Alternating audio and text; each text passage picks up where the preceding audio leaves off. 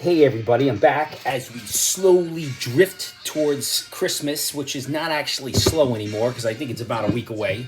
I think I'm finishing up on this hoop tea. I don't know where they keep coming from. It's like an unlimited supply, but I'm going to drink another one right now. Here you go. Cheers. Another pronoun was added to my resume this week. Is anybody going to do this today?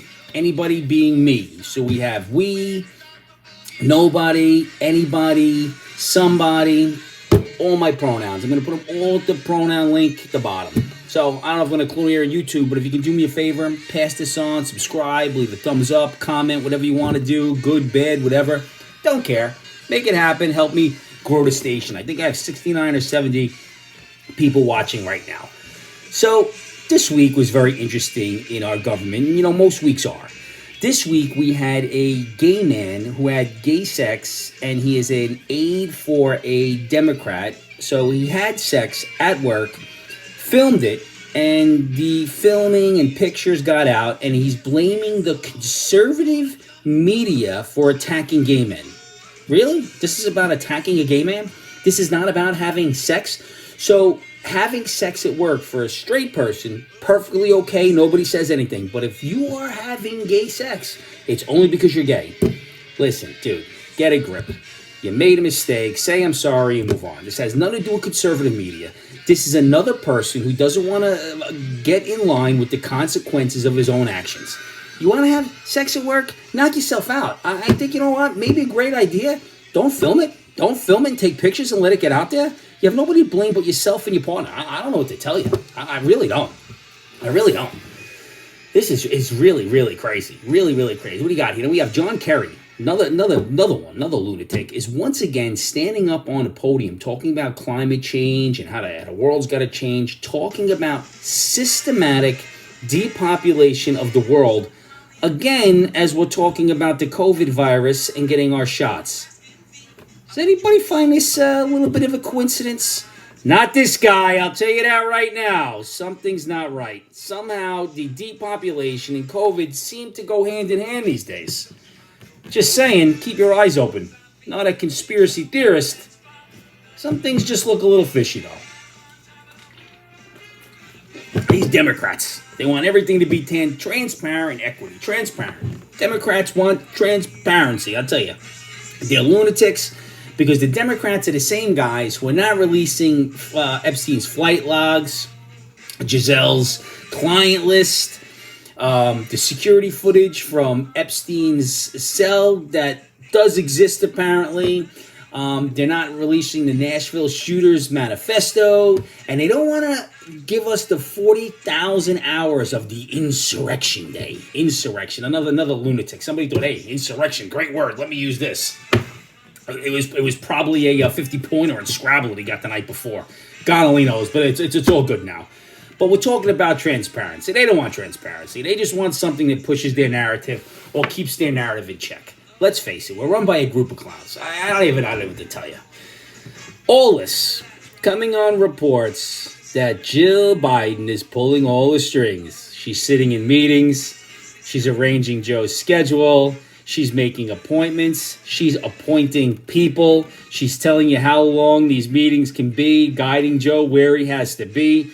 I think we already have the first female president. Her name's Jill Biden. Jill Biden, the same one who's called for transparency, the same time that there's gay sex going on in government buildings, and their son Hunter. I got to just talk about Hunter about this decency. This is absolutely incredible. Incredible. You know, Joe was up on stage the other day, and they asked him something about donating his salary. He said, no, I'm not donating my salary. It's funny because he's donating our salaries to the war in Ukraine. Once again, I don't know what kind of war is going on in Ukraine. Today, I believe today is the anniversary of 1944, the Battle of Bulge, and they had a documentary on this one. I was watching it, but I do find it interesting. There are more videos and pictures and stills and anything you want, interviews from 1944 than we're getting from Ukraine right now. They could see me from a satellite pulling out of my driveway, yet we have no information on Ukraine. All this is Zelensky jet sets around the world like a trust fund baby from a billionaire. He's been in New Zealand, he's been to America, he's been to Argentina. He's hitting all the hot spots, having a grand old time in his green sweatsuit saying, hey, I'm just one of the guys, man. He's about 5'6", living off of your dollar, my dollar, and the dollars around the world. That's what he uses the money for. What kind of war is going on in Ukraine? I still can't figure it out. Who the hell is winning? Who's losing? We don't know. Nobody knows. But yet, we know everything about Israel and Palestine as the people of the Jewish faith continue to back Democrats, and I still can't comprehend it and wrap my mind around it. This is a party, the Democrats, who love Palestine, hate the Jews, and love Farrakhan. But it's one group mindset. Let's go vote Democrats, all we know. Oh, my God. It really is crazy. Then we have Southwest Airlines. Southwest Airlines has recently come up with a policy that if you're morbidly obese, they're going to give you a free seat. You know what's underscored here? They continue to charge you for a bag that's a little heavier. You go over 1 pound by that bag, you're paying an extra $50. But if you're morbidly obese and weigh about 700 pounds, you can bring the extra bag and sit it next to you because you're getting an extra seat. I mean, what the hell is going on? Why are we rewarding people who are morbidly obese? Why? You need 2 seats? You pay for 2 seats. I go into the store, I want 2 burgers for one of the squirrels, I gotta pay for 2 burgers. It's very simple. You take 2 seats, you pay for 2 seats. Or lose some weight, go to the Jenny Craig, Fat Farm, down in Florida, whatever you gotta do. This is complete nonsense. Get the Slim Fast or something, you morbidly obese person. Nobody wants to see it. Nobody wants to see it. Nobody wants to talk about how brave and healthy these morbidly obese people are. You know, you're going on the cover of a magazine being morbidly obese, telling your story for money so you could buy a couple of bags of chips and 13 cheesecakes. Let's keep it real here, man. The delivery DoorDash guy is your best friend because you can't get out and get it. They're not giving you 2 seats for 1 or free rides. Somebody's got to bring it to your house. Grubhub loves you. Now, speaking of food, New York man, just this week, guy in New York, right here in Long Island, killed his wife because his pancakes were undercooked. Maybe a little extreme, even for Angry Mac. I don't know what to tell you. Maybe a little extreme, but I tell you this, I'm not cooking my wife breakfast anymore. She get dinner, no breakfast, a little weird. I can't explain it all. Now, another term has come back this week here in Long Island. Abundance of caution. I really thought we were done with the term abundance of caution. Out on the island, down in Suffolk County, it's like farmland out there. Nobody even knows what goes on out there. You know, it could be like scenes from Deliverance. Nobody really knows. Nobody goes out that far except if you're casually visiting.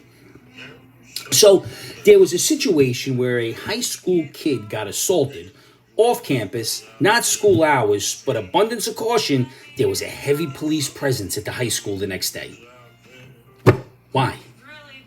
Can anybody explain that to me? And they said it's not school related. Is that generation, are we so soft to Connolly's children, even in high school? Once the dose of reality comes, I don't know what's going to happen. You know, I'll tell you, Biden has talked about sending our kids, our people to war. They better not. We're going to lose any war. They don't know what to do. They don't know what to do except call their parents and call for help. They'll be videoing everything, talking about the abuse of war. This is mind-boggling. Closer to home, I went to wake the little guy up for school the other day, and he looked up, I turned the light, he said, Jesus Christ, no! I could definitely relate. Here we go, a little crazy advice this week. This one really got my attention. My son married a wonderful woman several years ago. They have a 1-year-old child. I genuinely like her side of the family and have a good relationship. I'm not sure whose side of the family, the 1-year-old child or the other person. I'm not really sure, very unclear, but I'm assuming it's the wife. My issue is the in-laws' financial irresponsibility, which is apparent. Okay, how about you mind your business? Let's start there about their financial business. You mind your own business. You'll go for a long way in life. My son and his wife just purchased their first home. They had enough just to pay the bills. My mother has a very good career, makes very good money, but they have nothing to show for it. Again, mind your own business. How do you know they have nothing to show for it? Are you scouring their bank accounts? Do you know what they got in the bank? Mind your own business, you hag. All right, sorry about that. The issue is her regularly needing and asking for help with her bills and unexpected expenses. This puts a burden on my son and his wife. I want to say something so badly, but I can't. Angry Mac, you think I should? I'll tell you this. No, mind your own business. Have a drink. Maybe have them over a couple of drinks. Get her a little loaded and bring it up in a casual conversation. But most of all, mind your own business. If your son doesn't have a problem with it, you shouldn't have a problem with it. Your duties of raising this kid are over. You're done. He's a married man, 1-year-old. So get on with your life. Now, this I'm going to say. Tomorrow's not a guarantee. The Christmas holiday is coming up. You never know who's going to be here. Hopefully everyone makes it to Christmas. This week we had a Secret Santa for the Dart team. It's guys I've grown up with, my son, his friends. Fantastic. And we sat there and we had a fantastic time, exchanged gifts. Not only do we exchange gifts, they were some of the most generous gifts you'd ever see. In that room, I saw more love, appreciation, kindness, and caring from a group of people. And I know why life is always worth living. I know why that I personally need to appreciate what I have and be thankful and not take anything for granted. Because these people, whether they're related by me or blood or not, are all my family. So find somebody you love today, whether they're actually members of your family or somebody you consider family. Blood doesn't make you family, the heart does. Cheers, everybody. Maybe I'll see you next week on Christmas Eve. If I not, Merry Christmas, man.